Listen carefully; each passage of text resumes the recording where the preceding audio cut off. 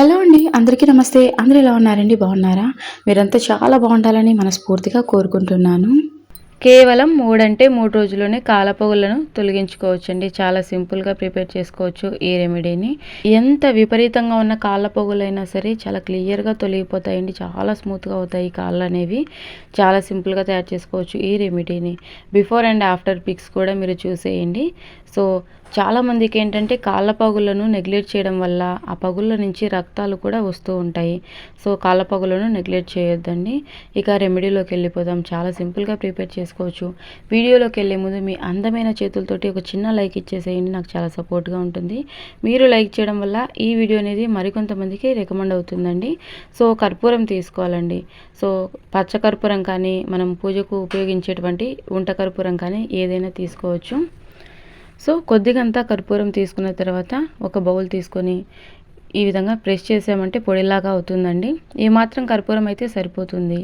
ఇప్పుడు మనం ప్రిపేర్ చేసినటువంటి ఈ రెమెడీని స్టోర్ చేసుకోవచ్చండి. ఎప్పటికప్పుడు ప్రిపేర్ చేసుకోని అవసరం లేదు. ఒక్కసారి ప్రిపేర్ చేసుకున్నామంటే చక్కగా స్టోర్ కూడా చేసేసుకోవచ్చు. ఇక క్యాండిల్ తీసుకోవాలండి. క్యాండిల్ అనేది మనకు వ్యాక్స్ నుంచి తయారు చేస్తారు కదా! కాళ్ళ పొగులను నివారించడానికి క్యాండిల్ చాలా బాగా ఉపయోగపడుతుందండి. సో, ఒక చిన్న ముక్క అయితే సరిపోతుంది. ఒక పూర్తి క్యాండిల్ కూడా అవసరం లేదండి. జస్ట్ ఈ విధంగా చిన్న ముక్క వరకు తీసుకోండి, సరిపోతుంది. చిన్న రిక్వెస్ట్ అండి, మన ఛానల్ని మీరు ఫస్ట్ టైం చూసినట్లయితే ప్లీజ్ సబ్స్క్రైబ్ చేసుకోండి. లైక్ చేయడం మాత్రం మర్చిపోదండి. మీరు సబ్స్క్రైబ్ చేసుకోవడం వల్ల నేను పెట్టేటువంటి న్యాచురల్ హోమ్ రెమెడీస్ అనేవి మీ వరకు వస్తాయి. సో, ఈ మాత్రం కర్పూరం తీసుకున్న తర్వాత ఇక వ్యాజ్లిన్ తీసుకోవాలండి. 5 రూపీస్ది ఒక వ్యాజ్లిన్ అయితే సరిపోతుంది. సో, ఈ విధంగా 5 రూపీస్ది ఒకటంతా తీసుకుంటే సరిపోతుందండి. ఒకవేళ మెజర్మెంట్ లెక్కన చెప్పాలి అనంటే పెద్ద వ్యాజ్లిన్‌లో నుంచి మీరు స్పూన్ తోటి తీసుకుంటున్నట్లయితే ఒక స్పూన్ వ్యాజ్లిన్ తీసుకోండి, సరిపోతుంది. సో, ఈ ఎంప్టీ వ్యాజ్లిన్ డబ్బీని అలాగే ఉంచేయండి. తర్వాత మనం ఇందులోకి ఫిల్ చేసుకోవచ్చు మనం తయారు చేసినటువంటి రెమెడీని. ఇక ఇందులోనే కొద్దిగంత పసుపు తీసుకోండి. పసుపు కూడా కాళ్ళ పగుళ్ళను నివారించడానికి, విపరీతమైనటువంటి కాళ్ళ ఆ పగుళ్ళ నుంచి వచ్చేటువంటి రక్తస్రావాన్ని అరికట్టడానికి పసుపు చాలా బాగా ఉపయోగపడుతుందండి. ఇక ఇందులోనే కొద్దిగంత కోకోనట్ ఆయిల్ తీసుకోవాలి. కోకోనట్ ఆయిల్ లేకపోయినట్లయితే ఆవ నూనె ఉంటుంది కదండి, మస్టర్డ్ ఆయిల్ అయినా తీసుకోవచ్చు. సో, ఇక డబుల్ బాయిలింగ్ మెథడ్లోనే మెల్ట్ చేయాలండి. డైరెక్ట్గా స్టవ్ మీద పెట్టొద్దు.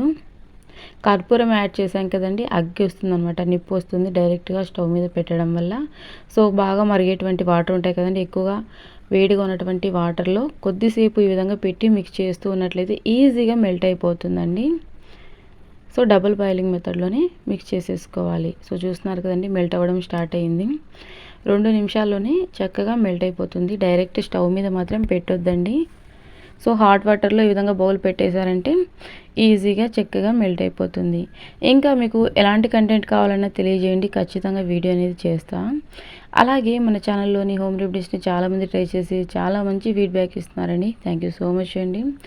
ఎప్పటికీ మీరు ఇదే విధంగా సపోర్ట్ చేస్తూ ఉండాలని కోరుకుంటున్నా. మీకు ఉపయోగపడేటువంటి మంచి మంచి యూస్ఫుల్ న్యాచురల్ హోమ్ రెమెడీస్తో మీ ముందుకు వస్తూనే ఉంటానండి. ఎలాంటి కెమికల్స్ యూస్ చేయకుండా న్యాచురల్గా అన్నీ కూడా సాధారణంగా మనం ఇంట్లో ఉపయోగించేటువంటి వస్తువులతోటి.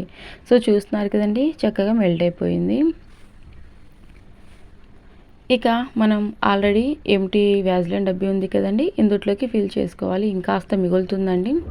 ఇది వేరొక ఏదైనా ఎంప్టీ కంటైనర్లోకి ఫిల్ చేసుకోవచ్చు. సో, ఒక 5 మినిట్స్ డీప్ ఫ్రీజర్లో పెట్టేసామంటే క్రీమ్ అనేది రెడీ అయిపోతుంది. డీప్ ఫ్రీజర్లో పెట్టేసేయండి. ఇక ఈ రిమైనింగ్ అంతా కూడాను వేరొక ఎంప్టీ కంటైనర్లోకి స్టోర్ చేసుకోవచ్చు. సో, చూస్తున్నారు కదండి, కాళ్ళు అనేవి ఏ విధంగా ఉన్నాయో. చలికాలంలో ఏంటంటే కాళ్ళు అనేవి విపరీతంగా పగుళ్ళు వస్తూ ఉంటాయి, చాలా ఇబ్బంది పెడుతూ ఉంటాయండి. రాత్రి పడుకున్నప్పుడు బెడ్షీట్కి తగులుకొని రక్తం కూడా వస్తూ ఉంటుంది, చాలా ఇబ్బంది పడుతూ ఉంటారు. న్యాచురల్ హోమ్ రెమెడీస్ తోటి ఈజీగా కాళ్ళ పగుళ్ళను తొలగించుకోవచ్చు. ఇక అది మనం ఫ్రీజర్లో పెట్టేసాం కదండి, క్రీమ్ రెడీ అయ్యేలోపు కాళ్ళని ఈ విధంగా శుభ్రం చేసుకోవాలి. 2 రోజులకు ఒకసారైనా ఈ విధంగా శుభ్రం చేసుకుంటూ ఉండాలండి. శుభ్రం చేసుకున్న తర్వాత క్రీమ్ అనేది అప్లై చేసుకోవాలి. సో, ఒక టబ్బు తీసుకొని హాట్ వాటర్ అనేవి ఇందులోకి యాడ్ చేసుకోవాలండి. మన కాళ్ళు ఎంత వేడైతే తట్టుకోగలుగుతాయో అంత వేడిగా ఉంటే సరిపోతుంది. 5 నిమిషాల పాటు అలాగే నానబెట్టేసేయండి. కాళ్ళ పగుళ్ళు అనేవి కాస్త నానతాయి. ఈజీగా కాళ్ళపైన ఉన్నటువంటి మురికి, ఆ డెడ్ స్కిన్ సెల్స్ అంతా కూడాను చక్కగా రిమూవ్ అయిపోతాయండి. 2 రోజులకు ఒకసారి ఈ విధంగా కాళ్ళను శుభ్రంగా వాష్ చేసుకోవాలి. మరీ ముఖ్యంగా చలికాలంలో క్రీమ్ అనేది డైలీ నైట్ అప్లై చేసుకోవచ్చండి. సో ఇక క్లినిక్ ప్లస్ షాంపూ కానీ మీ దగ్గర ఏ షాంపూ అందుబాటుగా ఉంది అనుకున్నట్లయితే ఆ షాంపూని కొద్దిగా తీసుకోండి. ఒక్క షాంపూ కూడా అవసరం లేదు. ఈ మాత్రం షాంపూ అయితే సరిపోతుంది. కాళ్ళ పగులు పూర్తిగా తొలగిపోయిన తర్వాత మీరు వారానికో 10 రోజులకో ఒకసారి ఈ విధంగా కాళ్ళను వాష్ చేసుకుంటే సరిపోతుందండి. సో స్నానం చేసేటప్పుడు కాళ్ళను వాష్ చేసుకుంటూ ఉంటాము, కానీ ఈ విధంగా డీప్గా క్లీన్ అనేది చేస్తూ ఉండాలండి. స్క్రబ్బర్ ఉంటుంది కదండి, స్క్రబ్బర్ కానీ లేదంటే మనకు కాళ్ళకు వాష్ చేసేటువంటి స్టోన్ అనేది సూపర్ మార్కెట్లో అవైలబుల్గా ఉంటుందండి. సో స్క్రబ్బర్ అయితే అందరికీ అందుబాటుగా ఉంటుంది అని చెప్పి నేను స్క్రబ్బర్ తోటి చూపిస్తున్నా. మనకు ఇది కాళ్ళు అనేవి రుద్దడానికి సపరేట్ స్క్రబ్బింగ్ స్టోన్ అనేది అందుబాటుగా ఉంటుంది. సో ఈ విధంగా స్క్రబ్ చేయడానికి స్టోన్ మనకు అవైలబుల్గా లేకపోయినా నో ప్రాబ్లం అండి. స్క్రబ్బర్ అయితే అందరికీ అందుబాటుగా ఉంటుందని చెప్పి చూపిస్తున్నా. కాస్త కోల్గేట్ పేస్ట్, కొద్దిగంత క్లినిక్ ప్లస్ షాంపూ యాడ్ చేసుకొని 2 కాళ్ళను మొత్తం పైన పాదం పైన పాదాల పగుళ్ళ దగ్గర అంతా కూడాను శుభ్రంగా అంతా రుద్దేసేయండి. ఎక్కువ సమయం ఏం పట్టదండి. మనకు ఒక 10 నిమిషాల్లోనే కాళ్ళంతా కూడా నీట్గా తయారైపోతాయి. కాళ్ళకు చలికాలంలో ఏంటంటే మురికి అనేది ఎక్కువగా పేరుకుపోతూ ఉంటుంది. సో మీ దగ్గర ఫీట్ స్క్రబ్ స్టోన్ అంటే కాళ్ళను రుద్దేటువంటి ఆ స్టోన్ అనేది సూపర్ మార్కెట్లో అందుబాటుగా ఉంటుంది. ఒకవేళ లేకపోయినా నో ప్రాబ్లం అండి. ఈ విధంగా స్క్రబ్బర్ తోటి నీట్గా వాష్ చేసేసుకోవచ్చు.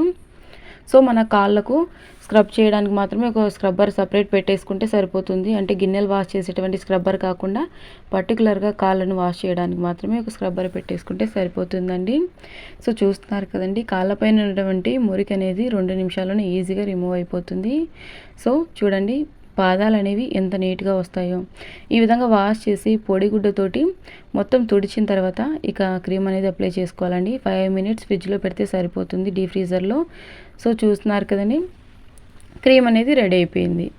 ఇక ఎలా అప్లై చేసుకోవాలన్నది కూడా చూపిస్తా చూడండి. చాలా సింపుల్ కదండి క్రీమ్ తయారు చేసుకోవడం. ఇది ఫ్రిడ్జ్లో స్టోర్ చేసుకోవచ్చు, లేదంటే బయట కూడా పెట్టేసేయచ్చండి. ఫ్రిడ్జ్లోనే పెట్టాలి అనేం లేదు. ఇక ఈ విధంగా కొద్దిగంతా తీసుకొని మొత్తం పాదం అంతా అప్లై చేయాలండి. సో ఇక్కడ పగుళ్ళు ఉన్న చోట కాస్త ఎక్కువగా అప్లై చేయండి.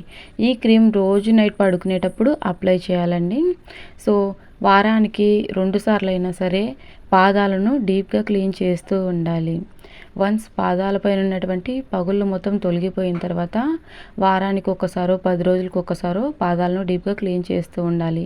మనం స్నానం చేసేటప్పుడు ఎంత పాదాలను శుభ్రం చేసినా సరే మనం అటు ఇటు తిరుగుతూ ఉంటాం కదండి, పాదాలపైన మురికి అనేది పేరుకుపోతూనే ఉంటుంది. కాబట్టి అప్పుడప్పుడు పాదాలను డీప్ క్లీనింగ్ చేస్తూ ఉండాలి. సో ఈ విధంగా మనం నైట్ పడుకునేటప్పుడు అప్లై చేసుకున్న తర్వాత ఇక సాక్సులు ఖచ్చితంగా వేసుకోవాలండి.